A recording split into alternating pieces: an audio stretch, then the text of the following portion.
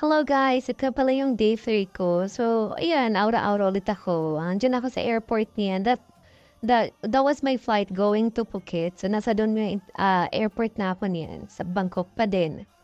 Tapos, ayan, take off na kami niyan. So, na-delay yung flight ko. Supposedly, that was around 9 in the morning. Pero, na-delayed kami ng 1 hour. So, mga 10 a.m. na. Tapos, nakalipad kami niyan. Lapag namin yan sa Phuket mga around 11 in the morning. Kasi ano lang siya short, 1 hour lang yung flight. Parang yung Bangkok is Manila, tapos yung Phuket is sa Cebu. Parang 1 hour, almost 1 hour lang yung oras niya sa flight. So, ayan. Sa awa naman ng Diyos, maayos naman yung panahon. Take off na going to Phuket. So, hindi fully yung flight namin. Very late lang yung mga pasahero. Tapos, mostly, sa mga kasabay ko, mga puti, mga European, mga Australian, tapos, Thai. Yung mga normal na, mga tao doon sa Thailand. Tapos, ayan, nasa na kami yan. Malapit na kami niyan mag-land sa Phuket. Kita mo na yung mga, mga islands nila. Yan. Tapos, pag naglumilipad talaga ako, nagbabayad talaga ako ng window seat. Kasi mas feel ko kasi mag-take ng mga videos, ng photos, pag window seat. Yun, masaya kasi nakaka-refresh. Mag-travel ako sa Phuket. Makapunta ako ng Phuket. Tapos, nag-research din ako na Phuket is maganda yung nila, yung place nila for mag-aanoin ka, for refreshment, ganon. Mag-enjoy ka talaga kasi siya, more on nature siya compared sa Bangkok. Bangkok is a city. Tapos, ayan, malapit na kami yan bumaba, mag-land.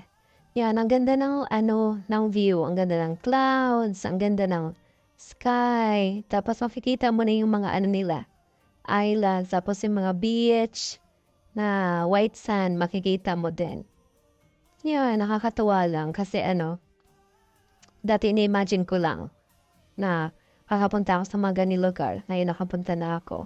So, nag-land na pala ako niyan sa Phuket, sa airport. Tapos nakakaloka kasi, Diyos ko, ewan ko anong ginawa ng AirAsia. Shout out sa AirAsia.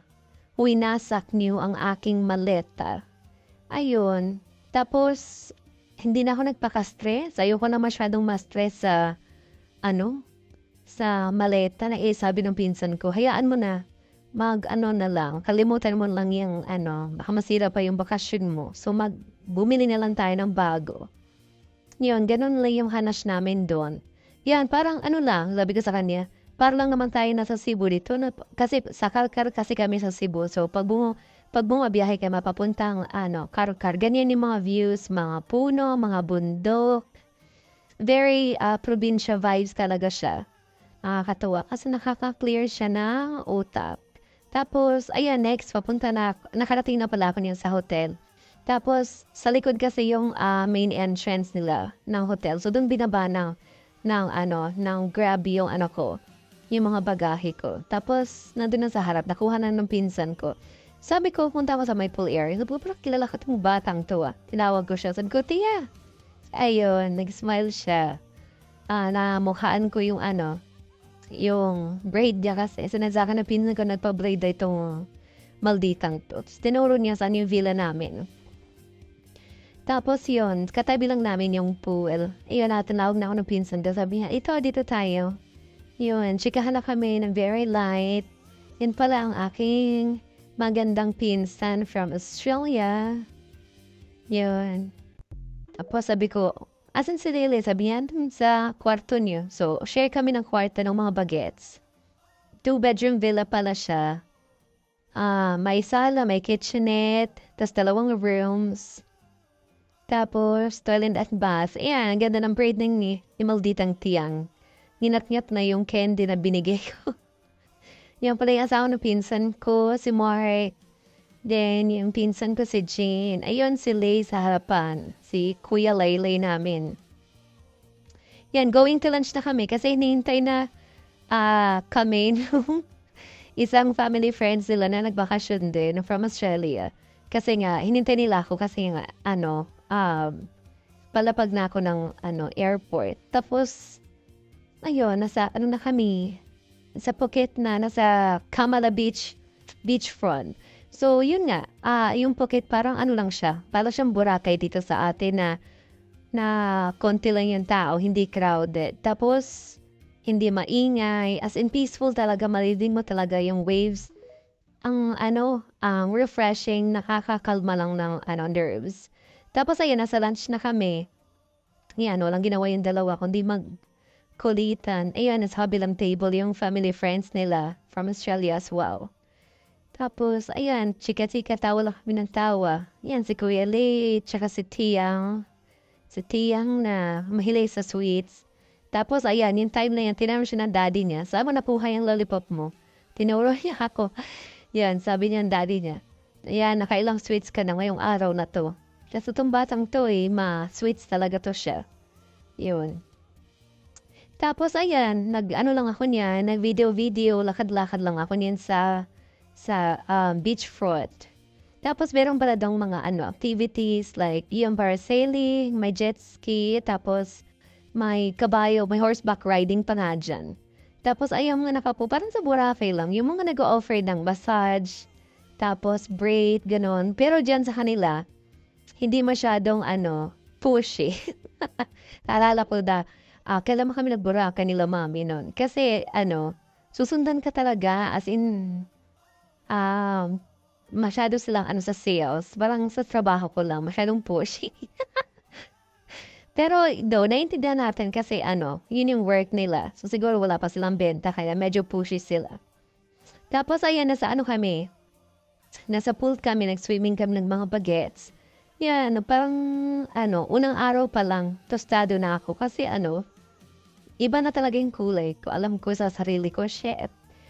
Wala na. Tostado na. Tanggap ko na pag-uwi ko ng Pilipinas, nog-nog na po. Yan, ganyan lang kami. Kami tatlo sa pool. Wala kasi masyadong tao, so parang sarili namin yung pool.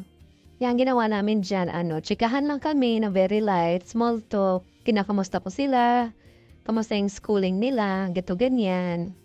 Tapos, meron silang, laruan dyan, yung parang hinahagis nila, tapos nilalangoy nila. Tapos, yung bola ng ginawa ko, floater. Yun, tas sabi ni Tia sa akin, kamusta na, si Mami daw, kamusta daw si Mami, ganon. Kasi nga, Mami ang tawag nila sa lola nila. Si Mami nasa Pilipinas, iniwan ko. Kasi mahal pa masahe. Yun, tas yung yung mga laro namin dyan. Yan, nag-enjoy naman kami. Magagaling lumangoy yung mga batang yan kasi nag-swimming lesson naman yan sila sa Australia. Yan, hinagis na yung Tia doon sa malayo. Sabi niya, sige nga, kung kaya mo, kunin mo. So ako naman bilang isang Serena, nagpakitang gilas. Nagpakitang gilas ang isang Serena. So nakuha ko naman agad. Tapos, ayun, binato ko ulit sa kanya. Sabi ko, sige nga, ikaw nga, kaya mo, kunin mo nga rin. So, yun, binato ko sa kanya ng medyo mas malayo. So, ayun, kinuha naman niya. Ganun lang yung hanas namin dyan sa araw na yan.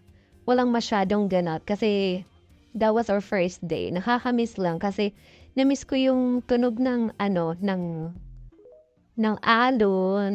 ng waves. Tapos, yung everyday routine namin na kami, nagbi-beach, tapos nagpo-pool, tapos nagchichikahan. Ang pinaka-banding namin dyan, kumain. Puro lang kami kain ng pinsan ko, Diyos ko.